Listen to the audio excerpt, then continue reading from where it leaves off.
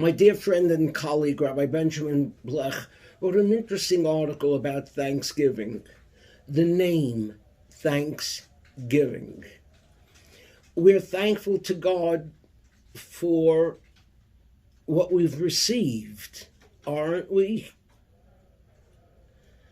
It should be called thanks receiving.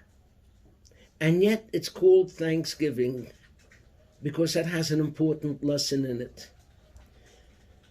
The greatest thing to be able to be thankful for if you're in a position to give. In fact, he quotes Winston Churchill, who said, "We make a living by what we get. We make a life by what we give." We here at Beth Tfiloh, on this weekend of Thanksgiving every year, express our gratitude for being in a position to provide an education to countless Jewish children, graduates from our high school, who are now spread all across the country and indeed to Israel, and giving of themselves to make this world a better place in which to live. We will have several of those alum addressing us in the synagogue on Shabbos, but one of them, Eli Pristoop, couldn't be with us live, so we've asked him to share his words with you at this time. Eli Pristoop is the son of our dear friends and members, Carol and Alan Pristoop, and I still remember at the time of his bar mitzvah, his parents described him as being a golden child. They also pointed out that he's not too good at cleaning up his room, but I have a feeling that by now he's cleaned up his act, and now he serves as a senior program officer at the Bill and Melinda Gates Foundation. He's in a position to give. Let's hear from him. Beth Tfiloh family. With knowledge of the many alumni just from my class equally worthy of this recognition, let alone the alumni from all subsequent years doing meaningful and important work, I feel a little uncomfortable being put in the spotlight in this way, but do want to express my gratitude for this honor and more generally, my appreciation to BT for choosing to highlight contributions to social awareness, social justice, and inclusion. While I could paint a picture of how my Beth Tfiloh education and my senior internship at Jewish Alcohol and Drug Abuse Services perfectly prepared me for entering Avodah, the Jewish Service Corps, graduate school in social work, and a career at the Bill and Melinda Gates Foundation, like probably many others, I had no idea what I wanted to do when I graduated and didn't really feel like I was on a path to anything in particular. What I did have was an understanding of the values of my ancestors and my community, a feeling of connection to my heritage, and a desire and sense of responsibility to keep that as part of me wherever my path led.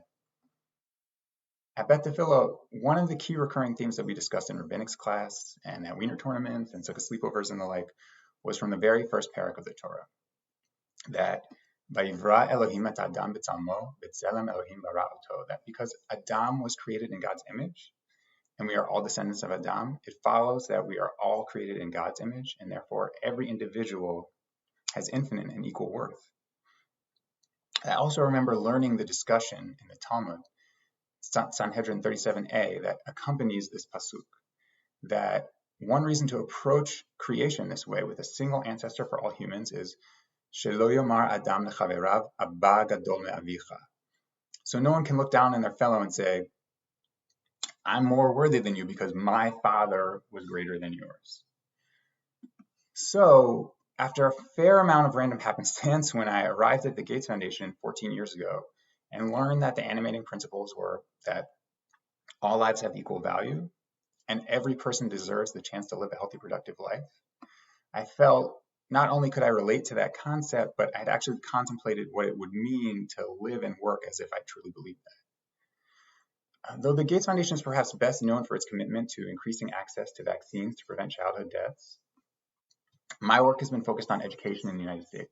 And specifically, my team focuses on significantly increasing the number of Black and Latino students and students of all races experiencing poverty who graduate from high school enroll in a post-secondary institution, and are on track in their first year of that institution to obtain a degree or credential with labor market value. There are many possible strategies one might consider to best achieve that goal, and in reality, many are necessary. It's not, an either-or kind of situation. However, I'm a bit ashamed to admit that it wasn't until about 5 years ago that I shed my skepticism of the relative value of one strategy that's being highly debated right now and is generally referred to as culturally responsive pedagogy, which is basically approaching instruction in a way that recognizes and builds off of the rich cultural identities, knowledge, and values of the full array of students being served. In my mind, I questioned how much that mattered and thought it made more sense for schools to focus on the quality of instruction and alignment of assignments to content standards, as if those are in conflict, which they're not. In reality, as the scholar Zaretta Hammond explains, culturally responsive education is not about celebrating diversity or treating everyone equally, though those are both important. It's a recognition of the fact that all students come to school with mental models based on their life experiences, and that those are the schema students use in their brains to organize new information and build new understandings. And so to best support students to succeed academically, it makes sense to build off of and connect to the cultural assets that students bring from their life experiences. In the same way that my teachers at Beth Tfiloh understood that teaching about 1492 meant something different to students like me who are descended from Jews that fled Spain during the Inquisition, teachers across the country can be tailoring lessons that build on the funds of knowledge students from other backgrounds bring to school with them. Whether that be how Jim Crow laws may have prompted a family to migrate from the rural South to an urban center, or observations about how differences in how language is used in community and school contexts and the relevance of that to rules of conjugation and grammar. It wasn't until I visited a public pre-K-5 school in Pittsburgh's Hill District called Miller African Centered Academy that's organized around the culture and history of people of African descent, and saw what that looks like in practice, that it hit me that, my parents understood the value to my life of getting an education that helped me understand my place in history and developing a sense of identity rooted in the values of my heritage. Why would I be skeptical of the importance of other kids having access to the same thing? It was the particular Beth Tfiloh experience that motivates me to work to make that type of experience available to many more students, even if in practice it may look quite different from Beth Tfiloh in superficial ways. And while it took me a while to comprehend the logic of that, in the ensuing years, I've been able to become less reliant on the soundness of the logic alone because more strong evidence has been collected of the approach's value. A rigorous quasi-experimental study published in September of 2021 in the Proceedings of the National Academy of Sciences conducted by professors at Stanford and UMass found that when comparing students that had access to a 9th grade ethnic studies course to comparable students that didn't, participating in the ethnic studies course seemed to yield an increase in attendance, overall GPAs by 1.4 points on a 4-point scale, high school graduation rates by 16 to 19 percentage points, and in college enrollment rates by 15 percentage points. And this was all for students who ended 8th grade with GPAs below 2.0. For those not intimately familiar with education research, you basically never see impacts this large with any intervention. And while I wouldn't expect results of that astonishing with a broader replication, this is extremely compelling evidence that attending to whether students experience a feeling of belonging at school and are able to connect the content of their coursework to their values, life experiences, and personal long-term goals enhances student engagement and commitment in exceptionally productive ways. That's a phenomenon I personally benefited from at Beth Tfiloh. The education I received here was culturally responsive education. And I think as a society, we'll be better off if we make the hallmarks of that, affirming the identities of students, recognizing the value of the cultural experiences they bring with them, and intentionally structuring learning in ways that build off of that. I think we'll be better off if we strive to make that available to all students instead of just a lucky few like me. It's a tremendous privilege to try to live up to the values I learned at Beth Tfiloh in my role at the Gates Foundation.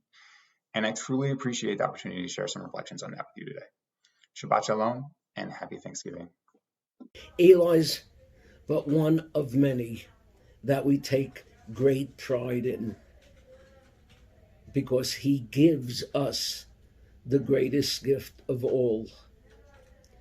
He and so many others give us nachas. So if you can be with us the Shabbos for our alums on Thanksgiving, and if not, how about showing up on Sunday evening when we usher in the festival of Chanukah with fireworks celebrating our centennial year? We're expecting 1,500 people. We hope you'll be there with us. Happy Thanksgiving, happy Chanukah, and ask yourself, when was the last time you heard the word happy twice during this last past year? We have a lot to be thankful for. Shabbat Shalom.